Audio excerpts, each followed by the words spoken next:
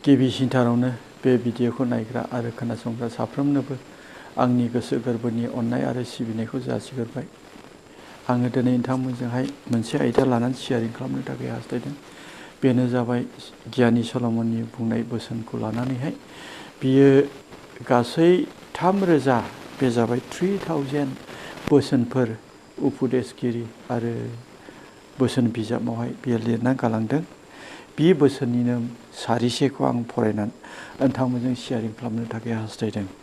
बोसोन बिजाब 13 बालाब 12 सारि बेयाव बेबादि लिरनाय दं, जेब्ला बरसा गैयै जायो अब्ला बिखा खामो, नाथाय जेब्ला साननाया जाफुङो अब्ला गोसोआव रंजानायजों बुंफबो। मानसिनि जिबनाव दि निराशा आरो रंजानाय मोननैबो लोगोसे थायो, बे बाथ्राखौनो गियानि सल'मनआ बुंनो थाखाय हास्थायदों। मानसिनि जिबनावहाय गाबनाय, मिनिनाय, खोमानाय आरो मोननाय, जोनोम जानाय, थैनाय, बिदिनो गोरोबलायनाय आरो नागारज्लायनाय किसिमनि जाथायफोरखौ लानानै बियो गोबां बोसोनफोर होलांदों। बे उपदेशगिरिनि 3 बालाबनि 1निफ्राय 8 सारिसिमाव नायोब्ला बेयावबो गोबांथार मानसिनि जिबनाव जानाय जाथायफोरखौ बियो मख'नायखौ नुनो मोनो। बे जाबाय मानसिनि जिबनाव प्रथमावनो जोनोम जायो, जोनोम जानायनि उनाव थैनायखौ लोगो मोनो, बिनिफ्राय बिब्दिनो सिथारजानाय, सोखाजानाय आरो सिफायनाय आरो लुखांफिननाय, दुखुनि दिन आरो रंजानायनि दिन, मोननायनि दिन आरो नागारनायनि दिन, बेयाव फारियै गोबां खोथा बुंनाय दङ। नाथाय आंनि बुंनो लानाया बेनो, जों जेब्ला बरसा गैयै जायो अब्ला निराशा जायो, मोखां सोम जायो, मालाबा गाबनांगौ गोनांसिनबो जायो आरो मालाबा बेबादि रंजानायफोर जोंनि जिबनाव सफैयो।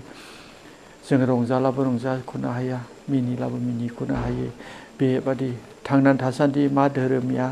मा पापि बयनिबो जिबनाव बे गाबनाय रंजानाया जोंनि जिबनाव फैयो। मालाबा मोननाय, मालाबा खोमानाय, मालाबा बेबादिनो दुखु दाहाजों बुंफबनाय। बेनिखायनो बे बाथ्राखौ आङो आंनि एक्सपिरियेन्सजों मोननैसो जाथाय गोसोखांनानै आं नोंथांमोनजों शेयारिं खालामनो हास्थायदों। बे जाबाय आंनि जिबनावहाय मोननैसो रंजानायखौ आं बुंथिनो हास्थायगोन आरो बेबायदिनो आंनि जिबनाव माबादि गाबनाय फैदों बे मोनसेसो बुंथिनायजों आङो नोंथांमोनजों शेयारिं खालामनो थाखाय हास्थायदों। मोनसे रंजानायखौ आङो बुंनो हास्थायदों जाहैबाय, आं 40 बोसोरनि सिगां जेब्ला 84आवहाय आं मेट्रिक पास जादों, बे मेट्रिक पास जानायावहाय ओरैबायदि रंजानाय जादों। बै समाव 40 बोसोरनि सिगां जोंनि थुक्राझारनिफ्राय एसे पास जायो, बेनिफ्राय जों नुनो मोन्दों सान्तिपुर हाइ स्कुलनिफ्राय निल जायो। बेंटल हायार सेकेन्डारिया गोदो हाइ स्कुलमोन, बे स्कुलावबो अनेक समावनो निल जादों। मेट्रिकआवहाय साफा सानैल' पास जायो, नाथाय जोंनि थुक्राझारनिफ्राय एसे मोजां रिजाल्ट मोनो। जेब्ला बै समाव जोङो मेट्रिकखौहाय थुक्राझारा सेन्टार जायाखैमोन, 40 बोसोरसोनि सिगां जों बेयाव फरायनानैहाय बङाइगाव बिरझरा हायार सेकेन्डारि होननाय, बे जाबाय बङाइगाव टाउननि खोलाजों थानाय। दा बे बिरझराबो टाउनानो जाजोब्बाय। टाउननि खोलाजों थानाय बे हायार सेकेन्डारियावसो जोङो फाइनाल हैयोमोन।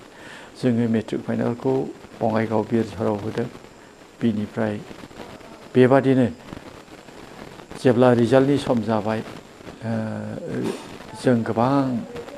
स्टुडेन्टफोर केन्डिडेट्सफोर जों बङाइयाव थांदों। बङाइयाव थांनानैहाय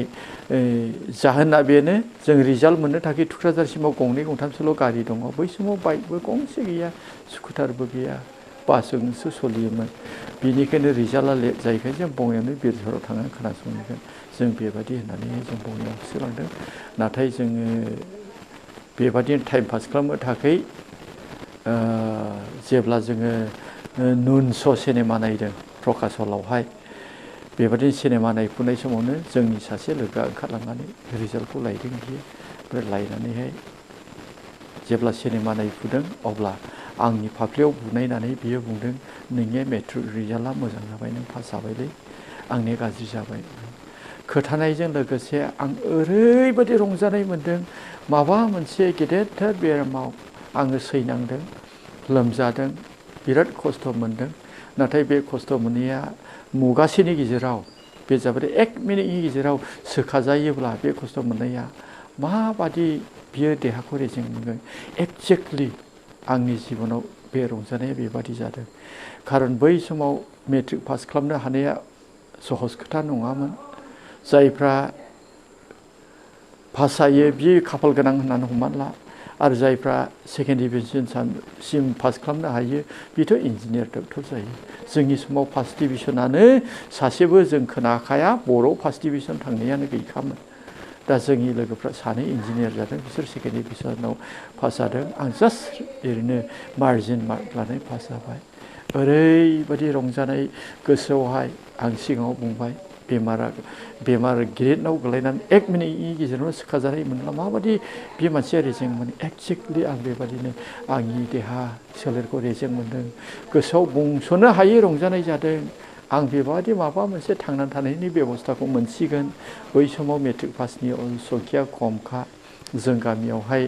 आंनि सिगाङाव सानैल' पास दङ जेब्ला आं पास जाबाय अब्ला साथाम जोंनि मण्डलियावहाय नैबेबादि ओरैबायदि रंजानाय लाख'नो हायै रंजानाय न'खराव रंजादों आंबो रंजादों आरो नेक्स्ट रंजानायाव आङो जेब्ला साख्रि मोनबाय 94आव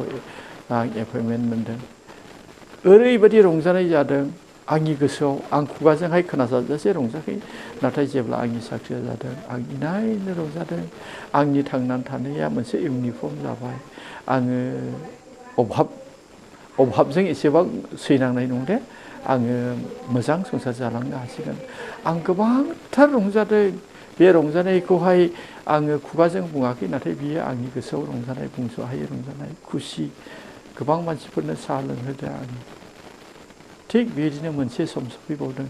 जेब्ला आंनि हिन्जावा सुपारभाइजाराव एपइन्टमेन्ट मोनदों बे समावबो लाख'नो हायै रंजादों आं मोजां गारि गानो हानायसै बेबादिनो आंनि न'खरा बेबादिनो मोनसे मोजां थांना थानाय बेबस्थाखौ मोनबाय इनायनो खुसि जादों बेयो आंनि जिबनाव मोनथामसो आं रंजानायखौ खोथाबाय बिनि बादैबो गोबां रंजानायफोर दंबावो नोंथाङा बेखिनियावनो बुजिदों होननानै आं हमनानै लाबाय दानिया आं शास्त्रआव बुंनाय बादि आंनि जिबनाव मा गाबनाया बबे दुखुआ आं माबादि सैनांदों बिनि गेजेराव बावैसो जानाय जाथाय आं मोनसे बुंनानै नोंथांमोननोहाय फोरमायनो थाखाय हास्थायदों बे जाबाय आंनि बिसौ दिन्थिका बसुमतारी बियो जोनोमनिफ्राय दिनैसिम 10 दान जाबाय 10 मान्थसल' जादों जेब्ला 6 मासावहाय बियो हाबदों अब्ला बियो डायरिया जादों जोङो बे डायरियाखौ लकेल हस्पिटाल क्रप्स मेम'रियेल प्रदीप सारनियावहाय दिन्थिनो लांनानै बियो बुंबाय गथ'फ्रा गोथां खिखायो बियो विन्टार डायरिया जेबो नङा बे मुलिया लांदो मुलिया जोब्बाय नाथाय गथ'आ जेबो जायाखै एसे बारा जानायखौ जों नुनो मोनबाय जानाय नुलाया बङाइयाव बयनिख्रुइ देरसिन चाइल्ड स्पेसियलिस्ट बे जाय फिडेका बिनियाव लांनाया गाहाम जासिगोन लांबाय बिनियावबो बे एखे खोथानो डायरिया जेबो नङा नर्माल नैबे मुलिखौ लां जा गारि बिनियावबो लांनानै गथै मुलिखौ जाहोबाय नाथाय एसे बारा जानायाव थांबावबाय माब्रै जाखो बयनिख्रुइ देरसिन बङाइयाव बयजोंबो मिथिजानाय चाइल्ड स्पेसियलिस्टनि आखाइयावनो आंनि बिसौआ बारा जाबाय बिनिफ्राय डक्टरखौ सोलायनांसिगोन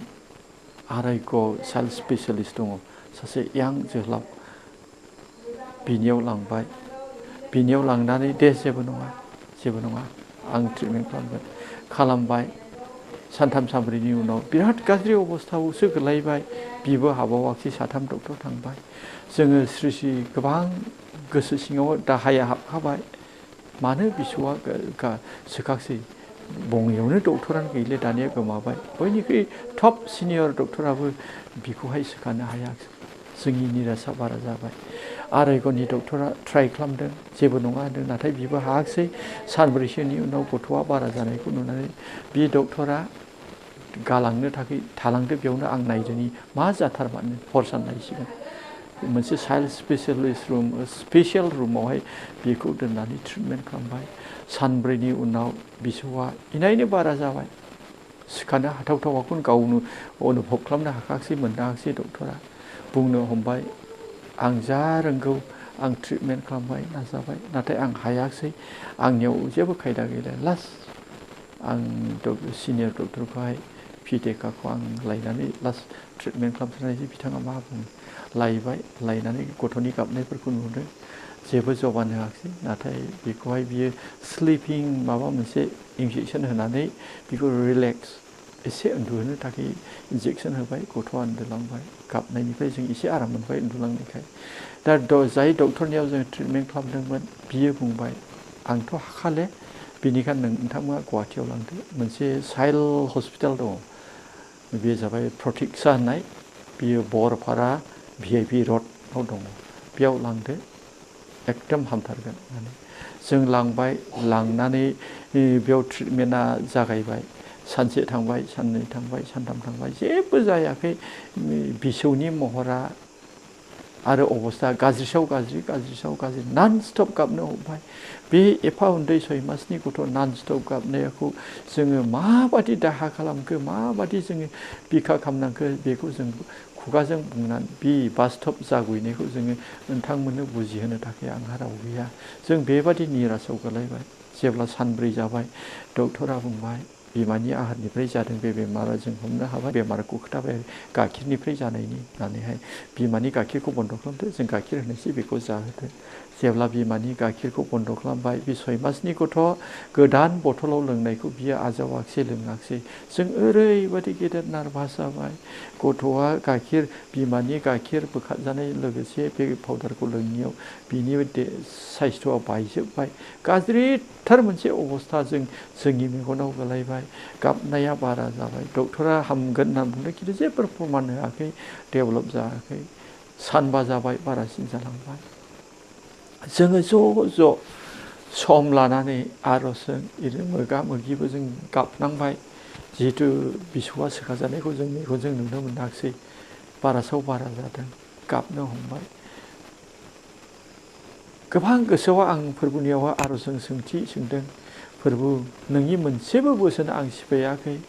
नोंनो होनांगौ 10 भागखौ आं 10 भागनि एसे बांसिन होगासिनो दङ आरो जेसेबां नोंनि शास्त्र लिरनायफोर दङ बे लिरनायफोरखौ हागौमानिखौ आङो बोसोनखौ फालिनो थाखाय आं सेस्था खालामदों फोरबु नों आंखौ मिथिगौ आं सानो आंनि बिसौखौ नों लांथारनाय नङा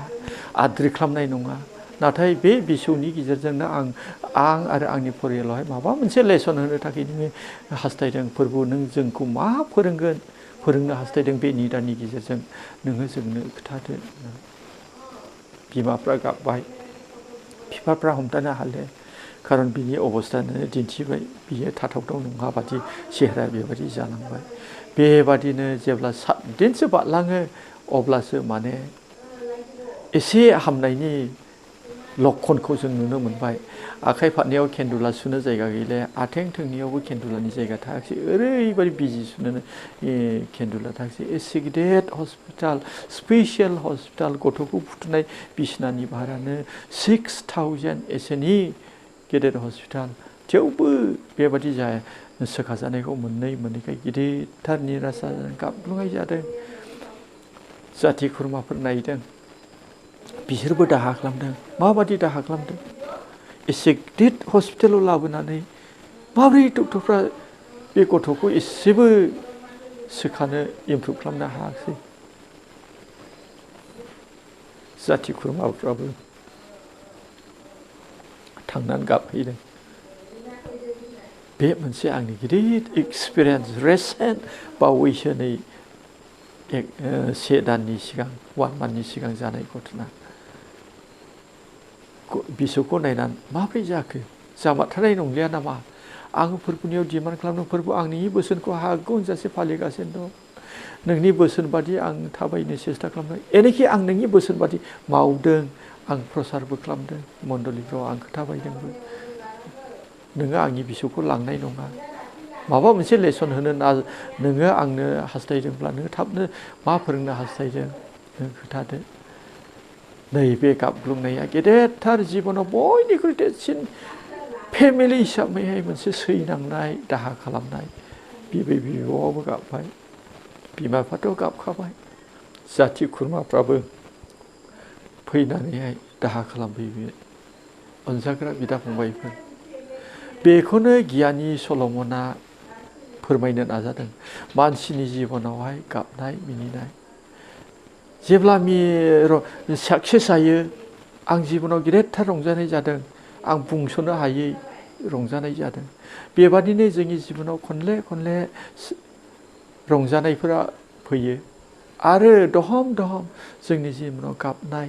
निरासा फैलार निदानफ्राबो जोंनाव सफैयो जेसेबां जों संसाराव थागोन बेयो जोंनि जिबनाव जाखागोन नाथाय बे जानायफ्रा जोंखौ संहार खालामनो नङा बेनि गेजेरजोंनो जोङो थांनानै थागोन आरो जोङो बेनि गेजेरजोंनो फोरबोनि होनाय सिमासिम जोङो सहैगोन बेनिखायनो गासैबो समावहाय गियानि सल'मननि बुंनाय उपदेशगिरि 3 बालाब 1निफ्राय 8 सारिसिमाव बुंनाय बोसोना बेनो होखानाय सम दङ बे होखानायाव नोंनि जिबनाव खोमानांगौ दिन सफैदोंब्ला नोङो खोमानांगोन नों बिनिफ्राय खारग'नो हानाय नङा लस जानांगौ दिन सफैदोंब्ला नोङो लस जागोन बिनिफ्राय खारग'नो हानाय नङा गाबनांगौ समाव नों गाबनांगोन फैलार जानांगौ समाव नों फैलारजों लोगो मोनगोन आरो फारसेथिङै नों माब्लाबा बेबादि रंजानायजों बुंफबो मिनिलाबो मिनिख'नो हाया रंजानायखौ खोथानो हायो बेबादि रंजानाय बेनिखायनो बे सुंद' बिबुंथिजों गियानि सल'मननि मानसिनि जिबनाव बियो नुनानैहाय बोसोन होलांनाय जेब्ला मानसिनि जिबनावहाय साक्सेस जायो इनायनो रंजायो जेब्ला फैलार जायो दाहा जायो बेखौ आं मोननैसो आंनि जिबनाव एक्सपिरियेन्स जाथायखौ बुंनानैहाय आङो दिनैनि बुंथिनायखौनो बेयाव दोनथ'बाय फोरबोआ नोंथांमोननि सायाव गेदेर बोर लाबोथों आमेन